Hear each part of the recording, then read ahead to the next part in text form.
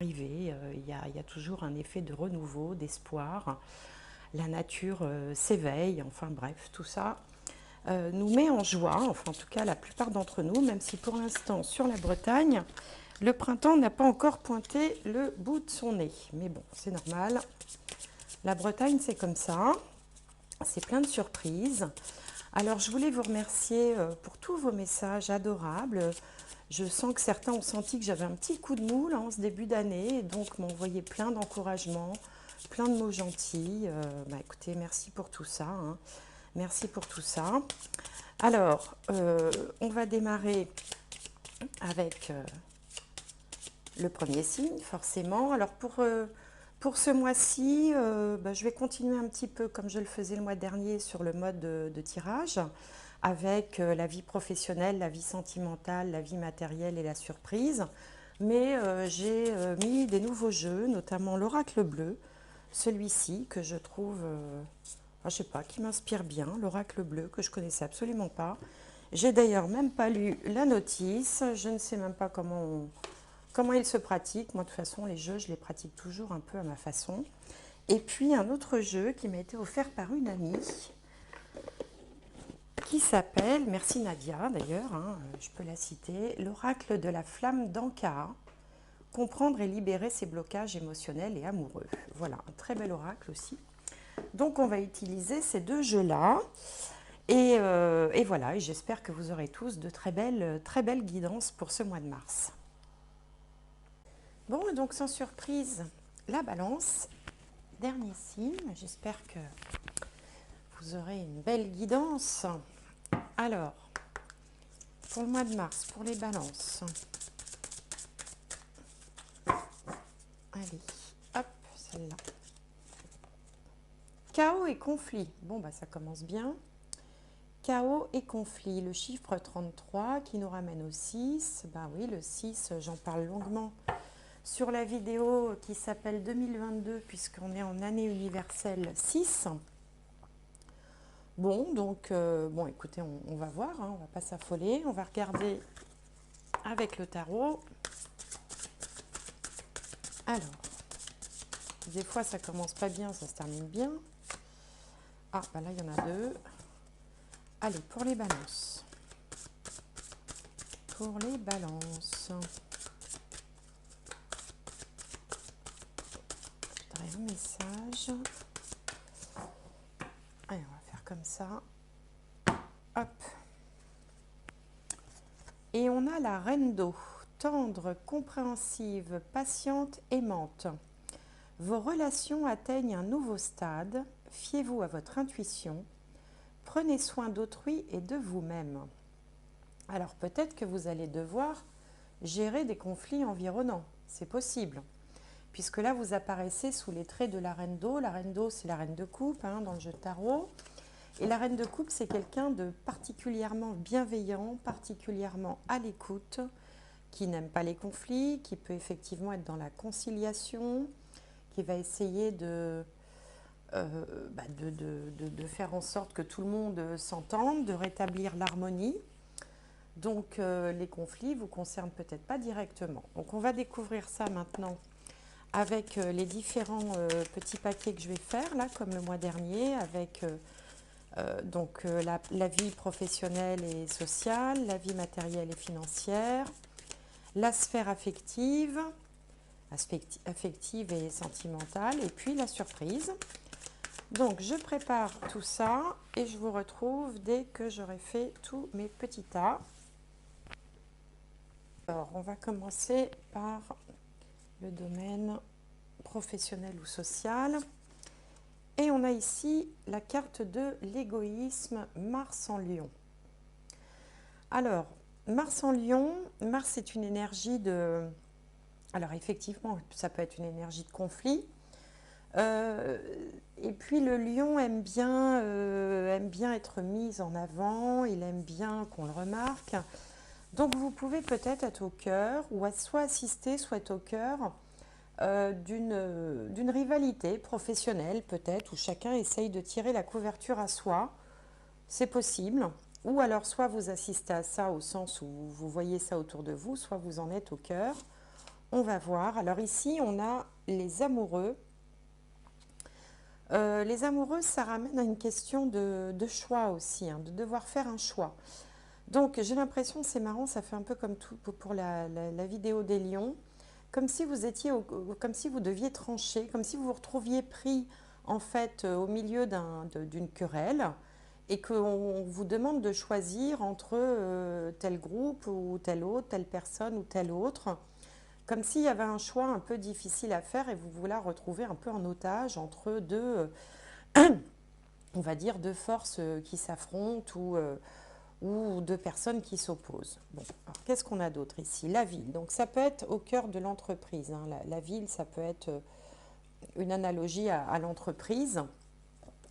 Et on a ici le conquérant. Donc peut-être que quelqu'un va...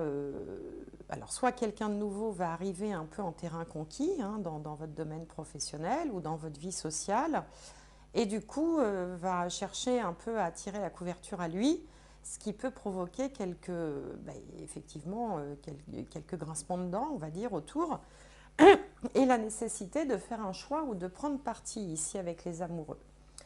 Bon, donc ça peut être une énergie voilà, qui se présente dans votre vie au mois de mars. C'est pour ça qu'on avait chaos et conflit. Alors chaos et conflit, c'est peut-être un petit peu fort, mais on va dire des tensions.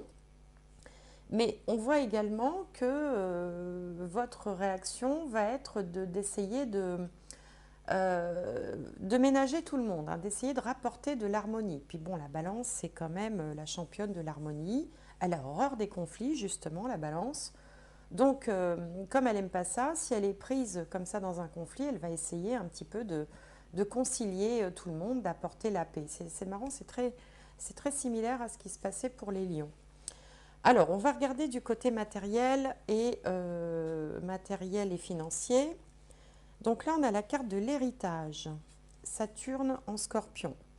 Bon, bah, l'héritage dans le domaine matériel, alors effectivement, il peut être question d'un héritage au sens habituel du terme. Il peut être question aussi de discuter en famille, vous savez, de prendre des dispositions financières, hein, pas forcément en rapport avec un décès, mais bon, vous voyez, faire un partage de biens. Des fois, enfin maintenant, souvent, dans les familles, les parents préparent, enfin, font des dons, des legs, justement bien avant le décès pour que voilà, les enfants puissent en profiter. Ça peut être aussi en lien avec tout ce qui est, ce que c'est la maison 8, l'argent enfin, qui ne vient pas des revenus du travail, vous voyez, donc ça peut être aussi tout ce qui va être en lien avec la justice, des remboursements d'impôts, ça peut être aussi des prêts bancaires, ça peut représenter également des gains dans des procédures. Bon, on va voir à côté. Alors là, on a le 4 d'épée, donc on voit une personne là qui est blottie dans son nid, avec un petit cœur un peu blessé à côté. Donc il y a une notion de se renfermer sur soi-même, de vouloir être au calme à la maison. Il y a un peu une notion quand même de tristesse aussi derrière ça. Bon, donc, alors, ça peut être quelqu'un autour de vous hein, qui peut être un peu triste, ça peut être le fait de prendre des dispositions financières aussi alors, le 4 d'épée, c'est la tristesse, mais c'est aussi le fait d'être un peu tétanisé, quoi. C'est-à-dire ne pas savoir trop quelle décision prendre, ne pas savoir quel choix faire. En plus, c'est en dessous de la carte du choix.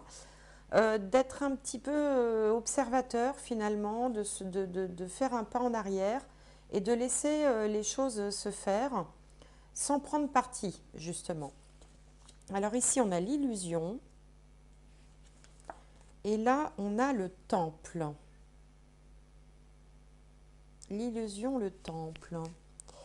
Alors, ça pourrait aussi être en rapport avec une forme de spiritualité.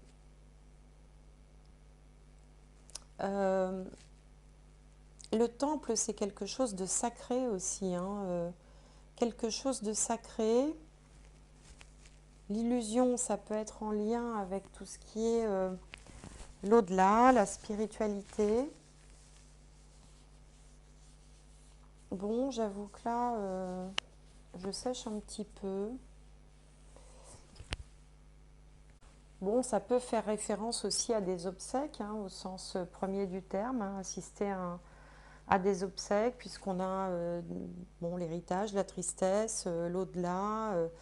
Le temple, ça peut faire penser bien sûr à un édifice religieux, hein, une église ou quelque chose comme ça.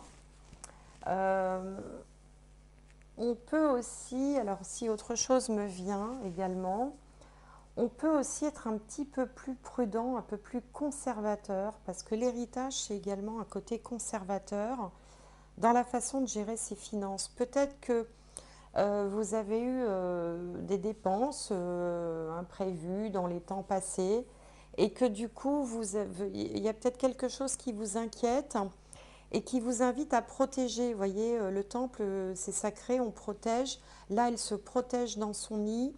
La personne a peur justement de...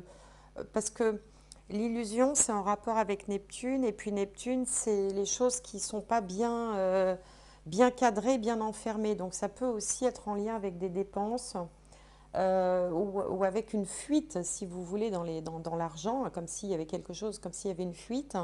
Donc là, ouais, ça y est, alors comme ça me vient maintenant. C'est comme si vous souhaitiez peut-être réorganiser votre budget, hein, en fonction de vos ressources, de vos dépenses, etc. Mais parce que vous avez besoin de vous sentir protégé, comme pour préparer un avenir, comme pour... il y a vraiment une idée de protection avec le nid, avec le temple. Bon, écoutez, voilà ce qui me vient. Alors, j'ai pas regardé. Alors, j'avais tiré un thème là le 21 février pour voir un peu la position des planètes. Alors, on s'occupe des planètes lourdes, hein, parce que la Lune, le Soleil, tout ça, ça avance vite. Et donc, les balances, c'est ici. Donc, on a 30, 60, 90, 120. Alors, effectivement, on a un aspect positif de Saturne. Mais bon, ça reste Saturne. Donc, Saturne demande de mettre de l'ordre, de la rigueur. Saturne demande d'apporter une attention particulière à un domaine. Alors après, bon, ici, ça apparaît plutôt dans les finances, hein, mais bon, tout dépend de votre ascendant, et ça, je ne peux pas le savoir, évidemment, sans avoir votre date de naissance. Donc, il y a quand même cette idée de devoir mettre de la structure dans un domaine, et d'après le tirage, c'est comme si vous cherchiez à, enfin, comment je pourrais dire, à remettre à plat un petit peu votre budget. Voilà, c'est-à-dire on pose tout, on voit comment on s'organise, parce qu'on ressent le besoin de se protéger. Euh, ouais, c'est surtout ça qui me vient par rapport à Saturne. Alors on va regarder maintenant dans le domaine sentimental, affectif, les émotions. Donc là, on a la générosité, Saturne en Lion. Et donc là, ça nous ramène à la reine d'eau, hein, tendre, compréhensive, patiente, aimante. On vous dit que vos relations atteignent un nouveau stade, de vous fier à votre intuition. L'intuition, c'est ça aussi, de prendre soin des autres et de vous-même. Donc là, vous avez, bon, cette énergie de générosité. Qu'est-ce qu'on a à côté? La tempérance. C'est comme si, alors la tempérance, c'est un arcane majeur déjà, comme les amoureux. Là, il y a une communication généreuse, c'est-à-dire qu'on s'exprime aux autres avec gentillesse, avec attention, avec écoute. On sent que là, l'important dans sa sphère affective, alors affective, c'est tous les gens qu'on aime bien, ça peut être des collègues aussi, hein. On sent qu'il y a de la bienveillance et qu'on essaye d'être diplomate, de rétablir peut-être une communication qui a été peut-être momentanément interrompue, ou en tout cas de la maintenir si elle était bonne, de maintenir une cohésion, une bonne relation. Il y a beaucoup de bienveillance dans cette carte de la tempérance, hein.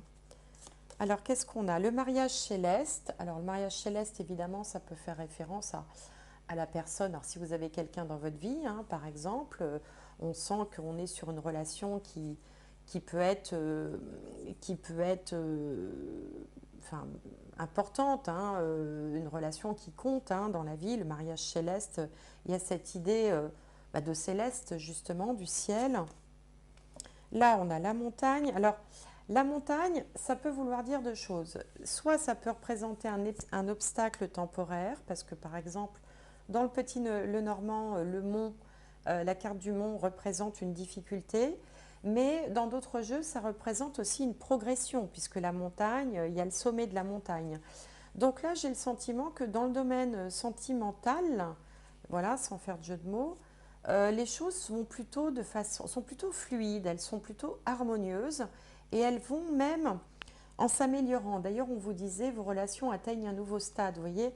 Donc, dans le domaine affectif, que ce soit familial, sentimental, amical, on est plutôt sur des relations qui sont apaisantes, apaisées, harmonieuses, authentiques. Voilà, il y a pas de, y a pas de conflit. Je pense que le chaos et conflit, c'est plus en lien avec la sphère professionnelle. Alors ici, on a la peur de s'écouter. Bah, la peur de s'écouter, bon, c'est-à-dire que quand on est dans ces énergies de générosité, quand on est à l'écoute des autres, forcément, on s'écoute un petit peu moins soi-même. Hein, c'est-à-dire qu'on ne peut pas être axé sur les autres et en même temps être centré sur soi. Donc peut-être que là, on vous dit aussi d'une certaine façon qu'il faut que c'est bien d'écouter tout le monde, d'être attentif au bien-être de tout le monde, d'être dans la bienveillance, la générosité, l'accueil, mais qu'il ne faut pas s'oublier non plus dans l'histoire. C'est peut-être un petit peu ça le message. Et là, on a pardonné à apprendre. Alors celle-là, qu'est-ce que je la tire? C'est fou. Pardonner à apprendre. En libérant le passé, vous vivez davantage d'amour au moment présent. Donc là, oui, il peut y avoir un petit travail à faire, un peu psychologique, mais enfin, vraiment dans l'ensemble, la sphère affective, émotionnelle est plutôt protégée, harmonieuse, avec de l'authenticité, de la sincérité. Alors, on va regarder maintenant la surprise du mois. Donc là, on a le compagnonnage, la lune en balance. Donc là, bah oui, c'est très balance, hein. Lune en balance, ça rappelle encore les valeurs que je viens de citer, hein, la gentillesse, le fait de s'intéresser sincèrement aux autres, le sens de l'amitié, le fait de prêter de l'attention aux autres, de s'intéresser, de s'ouvrir, d'aimer la compagnie, d'aimer le relationnel, d'aimer voir du monde, de s'intéresser voilà, aux gens. Alors à côté, on a le page de bâton, jolie carte, hein. Donc on voit quelqu'un qui a un projet, qui a une idée, qui a envie de lancer quelque chose. Alors ça peut être un projet avec des amis, avec un ou une ou ami, ou quelqu'un qu'on aime bien en tout cas. Ça part d'une relation. Le projet part d'une relation. Ce n'est pas le projet qui fait la relation, c'est la relation qui fait le projet. On a ici le travail. Donc ce serait un projet professionnel peut-être, hein. Et on a le notaire, donc quelque chose qui va s'officialiser. Alors, bon, ça parlera peut-être pas à tout le monde, mais certains d'entre vous ont peut-être envie de s'associer, de créer quelque chose avec quelqu'un de leur relation, de leur connaissance, quelqu'un avec qui on s'entend bien. Vous voyez, il y a une poignée de main ici, là, qui se fait, avec la couronne des lauriers autour. Je vous montre la carte d'un peu plus près peut-être. Hop, voilà.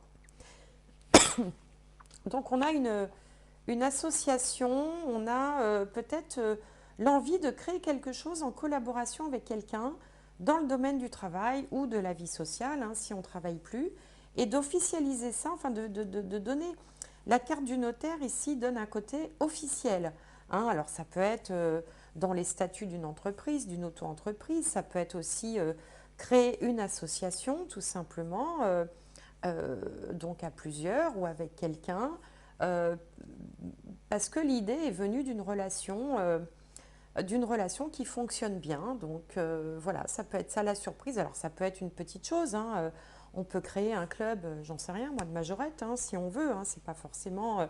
mais en tout cas, il y a l'idée de... ça part d'une amitié ou d'une relation qui fonctionne bien, ça peut être une relation sentimentale aussi, mais bon, enfin, je verrais plus quelque chose, moi, comme un copain, une copine, quelqu'un, enfin, un ami ou une amie, et en discutant, on va avoir une idée et on va vouloir essayer de lui donner vie, en fait, à cette idée, de formaliser ça de façon concrète. Bon, bah écoutez, voilà ce que j'ai à vous dire pour ce mois de mars, hein. J'espère que ça vous aura plu, que ça vous aura parlé.